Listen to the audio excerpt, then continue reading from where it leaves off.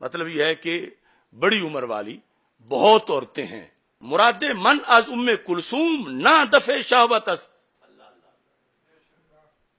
کہ اس بات نسل است کہ از با پیغمبر صلی اللہ علیہ وسلم شنیدم کل ناسبی و حسب ینقطع بالموت الا ناسبی و حسبی. یعنی فرق کیا کہ یہ رشتہ جو میں مانگ رہا ہوں تو ویسے نہیں جیسے عام لوگ شادیوں کے رشتے مانگتے ہیں. میں تو میدان معاشر کو سامنے رکھ کے رشتہ مانگ رہا ہوں. ترجمہ: ابو الحسن، عورتیں تو بہت ہیں، ام کلثوم سے میری نیت دفع شہوت نہیں، کہ اپنی خواہش پوری کرنا نہیں، بلکہ نسب ثابت کرنا مراد ہے. نسب ثابت کرنا مطلب یہ ہے کہ میری اگر اولاد ہوگی تو میں جب باپ کہلاؤں گا تو پھر آل نبی ماں کہلائے گی. تو جب میرے بیٹے کا یا بیٹی کا نسب ثابت ہوگا تو اس کا فائدہ تو مجھے بھی پہنچے گا. یعنی کہاں تک سوچ تھی، اور اس پر پھر حدیث پیش کی. فرمانے لگے کہ اس لیے کہ میں نے حضور پاک صلی اللہ علیہ وسلم سے سنا ہے کہ آپ نے فرمایا کل نسب و حسب ینقطع بالموت الا نسبی و حسبی. موت سے تمام حسب و نسب منقطع ہو جائیں گے مگر میرا نسب اور حسب یہ مستثنا ہے، یہ منقطع نہیں ہوگا. تو میری یہ اس میں نیت ہے. اور ایک روایت میں ہے، یہ دوسری حدیث بھی پیش کی حضرت عمر رضی اللہ تعالیٰ عنہ نے، کل سبب و نسبی ینقطع الا سببی و نسبی. ہر نسب اور حسب قطع ہو جائیں گے مگر میرا سبب اور نسب. اس کے ساتھ یہ کہتے ہیں اکنو مرا سبب ہست بائدم کے نسبت نیز باشد تاب ہر دو طرف مطابت و محکم گردانیدہ باشم. کہ اب تک عمر کے پاس ایک چیز ہے، وہ کیا؟ فرمایا سبب، وسیلہ رسول. سبب والا بھی پار ہو جائے گا لیکن اب تک ایک چیز مجھے میسر ہے، میں چاہتا ہوں کہ ڈبل ہو جائے، سبب بھی ہو، نسب کا سرٹیفکیٹ بھی ہو.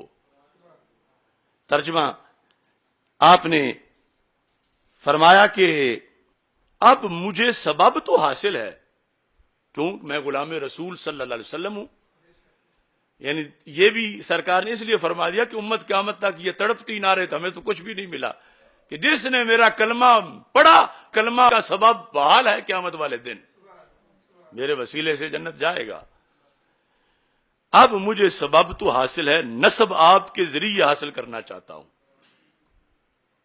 تاکہ آپ کی برکت سے میں محکم ہو جاؤں. اب یہ پیار ہے یا دشمنی ہے؟ یعنی حضرت عمر رضی اللہ تعالیٰ عنہ کے ذہن پر جو اہل بیت کی عظمت چھائی ہوئی ہے یہ اس کا اظہار ہے.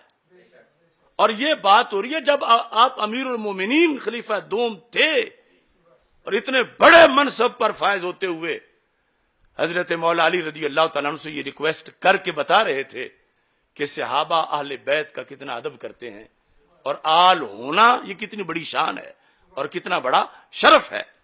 جس وقت یہ بات ہو گئی تو آگے جملہ کیا پھر آگے بات نہیں چلی یا ختم ہو گئی؟ داتا صاحب کہتے ہیں علی رضی اللہ تعالی عنہ ام کلثوم را بعمر داد. مولا علی رضی اللہ تعالیٰ عنہ نے یہ حدیثیں سن کے بلا وجہ نہیں، سرکار کی شریعت کی روشنی میں، دنیاوی لالچ میں نہیں، سرکار دو عالم صلی اللہ علیہ وسلم کی شریعت کی روشنی میں اپنی بیٹی سیدہ ام کلثوم رضی اللہ تعالی عنہا کا نکاح حضرت عمر رضی اللہ تعالیٰ عنہ کے ساتھ کر دیا.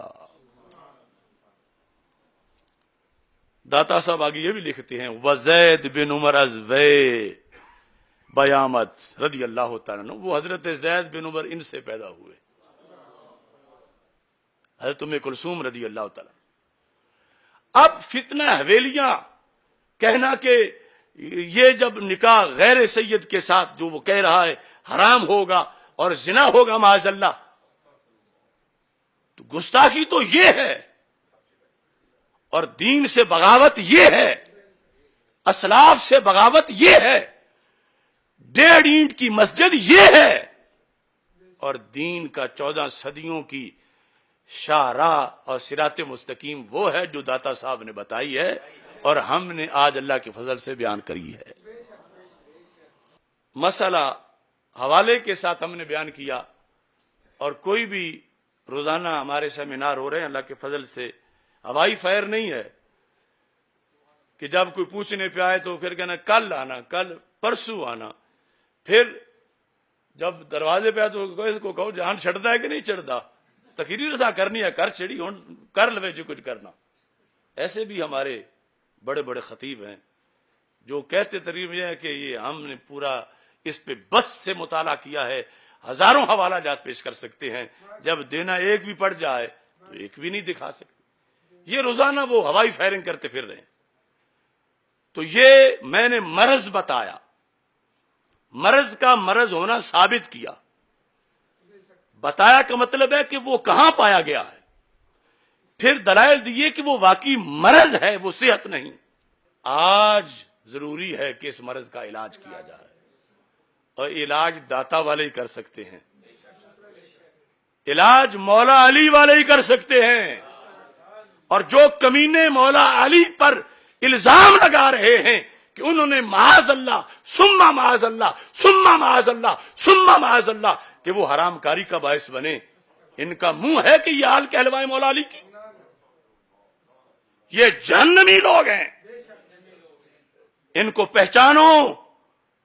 یہ فتنہ ابن سبا نئے روپ میں آیا ہے کہ ساری امت کے اکابر کتب حقائق کو مسخ کر کے حب علی رضی اللہ تعالیٰ عنہ اور حب اہل بیت رضی اللہ تعالیٰ عنہ کا ٹائٹل لگا کے یہ وارداتیں کر رہے ہیں۔ اور میں ابھی تو کل چیلنج کیا تھا اسلام قبول کرنے کے لحاظ سے، آج میں یہ پیش کر کے اس فتنے کے جتنے گرو ہیں میں سب کو چیلنج کر رہا ہوں۔ کچھ کراچی میں ہیں، کچھ پنڈی میں ہیں، اور کچھ جو آل پاکستان موبائل فتنے ہیں چلتے پھرتے۔ ایک میں بھی اگر غیرت ہے، یا یہ کہو کہ اس نے یہ نہیں کہا، یہ گالیاں اس نے نہیں دیں، اور یا پھر یہ بتاؤ پھر کیوں دیں؟ حق بنتا تھا اس کا کہ داتا صاحب کو گالیاں دیتا؟ اور تمہیں تو پنجابی میں کہتے ہیں چھونی میں پانی لے کے ڈب مرنا چاہیے کہ تم کس راہ پہ چلے ہو۔ اعلی حضرت کو تم نے چھوڑا، مجدد صاحب کو چھوڑا، شیخ عبدالحق محدث دہلوی کو چھوڑا، امام فضلہ خیر آبادی کو چھوڑا، سیدنا مہر علی شاہ رحمت اللہ علیہم ان کو چھوڑا، اور جا کے ایک حویلی میں داخل ہو گئے ہو۔ آج لے ان کی پناہ، آج مدد مانگ ان سے، کل نہ مانیں گے قیامت کو اگر مان گیا۔ اب اس کا جواب نہیں آئے گا، میں غیب نہیں جانتا، مگر یہ بازو میرے آزمائے ہوئے۔ وہ کہیں گے دیکھو یہ ناسبی بول رہا ہے، یہ گستاخ بول رہا ہے۔ میں کہتا ہوں ایک بار نہیں، ہر چوک میں میرا نام لکھ کے آگے ناسبی کہو مجھے، تو میں کہوں گا کبھی تم بھی ہوتے تھے ناسبی، تمہیں یاد ہو کہ نہ یاد ہو۔ آج جا کے گھٹنے ٹیکنے والوں حویلیاں میں اور عبد القادر شاہ کے قدموں میں، یہی عبد القادر شاہ تمہیں بھی کبھی ناسبی کہتا تھا، اور تم کروڑ بار ہمیں کہو۔ میں اتنا ہی کہوں کبھی تم بھی ہوتے تھے ناسبی، تمہیں یاد ہو کہ نہ یاد ہو۔ تو اوقاف سے میری گزارش ہے، ہم خود نہیں روکنا چاہتے، نہ کسی کو بھیجیں گے، لیکن اوقاف کا فرض ہے کہ جس کا در ہے اس کا تو کچھ لحاظ کریں۔ یہ کشف المحجوب میں یا تو لکھا ہوا نہ ہو، یا غلط لکھا ہو، یا کسی نے اس کے اندر کوئی گڑبڑ کی ہو تو بات کرو ہمارے ساتھ۔ یہ چھاپی تم نے ہے، یہ ڈاکٹر طاہر رضا بخاری کا جو ہے وہ 7 تحقیق یہ چھپی ہوئی ہے 7 کشف المحجوب کے ترجمے میں۔ تو یہ کیوں دھاندلی ہو رہی ہے داتا صاحب سے؟ اس سے تو سٹیج خالی رہے تو بہتر ہے، کوئی گلی سے داتا کا منگتا لا کے بٹھا دو، لیکن جو داتا کے نظریات کے قاتل ہوں کیوں بٹھاتے ہو؟ اور میں اہل سنت سے بھی کہنا چاہتی ہوں کہ کب تک آنکھیں بند رکھو گے؟ بالخصوص مدارس دینیہ کے اسٹوڈنٹس، اساتذہ، شیوخ الحدیث، مدرسین سے کہتا ہوں اگر تمہیں پہلے پتا نہیں تھا تو یہ تو میں نے کھول کے بتا دیا. ابھی اگلے سیمینار میں مزید بتاؤں گا, اس سے اگلے میں مزید بتاؤں گا. تو کیوں ایسا ہو رہا ہے؟ ایک وہ ظلم جو بھنگی چرسی اور ڈھول ڈھمکوں والے وہ باہر کر رہے ہیں اور اندر یہ سٹیج پہ بیٹھ کے کر رہے ہیں.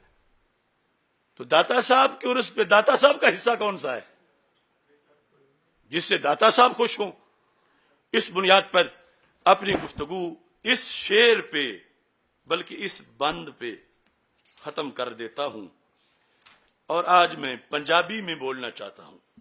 جیڑے کل بیٹھ دیسی سنیاں دی سیج تے, سیج ہوتی ہے نا پھولوں کی, یعنی سنیوں نے جن کو اپنی پلکیں قدموں تلے بچھا کے جن کو اعزاز دیا.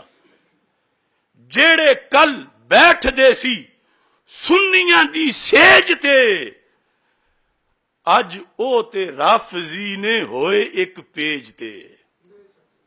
ایک پیج موجودہ حالات کی ایک اصطلاح ہے نا, کیا کہتے ہیں, اب حکومت اور فوج ایک پیج پر ہیں یا ایک پیج پر نہیں ہے, یہ وہ انگلش کا ایک پیج ہے. جیڑے کل بیٹھ دیسی سنیاں دی سیج تے, اج او تے رافضی نے ہوئے ایک پیج تے. سارے سنی نہیں, وہ ماحود جن کا پہلے ذکر کیا گیا ہے. جیڑے کل بیٹھ دیسی سنیاں دی سیج تے, اج او تے رافضی نے ہوئے ایک پیج تے. گامے شادہ مسلک جنہ من لیا ہے, ہن کی لیندے نے او داتا دی سٹیج تے. جیڑے کل بیٹھ دیسی سنیاں دی سیج تے, اج او تے رافضی نے ہوئے ایک پیج تے. گامے شادہ مسلک جنہ من لیا ہے, ہن کی لیندے نے او داتا دے سٹیج تے. لہذا یہ پیغام ہے اوقاف کے لیے, اور اس کی یہ دلیلیں ہیں, اور جہاں انہیں ضرورت ہو ان سب کو بلا کے لائن میں لگائیں. ادب پھر کر لیں گے جب یہ ٹھیک ہو جائیں گے. آپ جہاں یہ گرے ہوئے ہیں ان کو لائن میں لگائیں, پچھلوں پہلوں کو سب کو, اور ان سے حساب کرنا ہے کہ داتا کا کھا کے یہ پلے ہیں اور داتا کو گھورتے ہیں. داتا کے مسلک پہ واپس آئیں. ہم اپنی زبانیں ان کے قدموں کے نیچے بچھا دیں گے, اپنے سینے ان کے تلووں کے نیچے بچھا دیں گے, اور اگر نہیں آئیں گے تو ہم ان کا محاسبہ کریں گے جو دین کے ایک پہرے دار کی ڈیوٹی ہوتی ہے, اگرچہ اس کی جتنی قیمت بھی ہمیں ادا کرنی پڑے. اللہ تعالی ہم سب کا حامی و ناصر ہو. وآخر دعوایا ان الحمد للہ رب العالمین.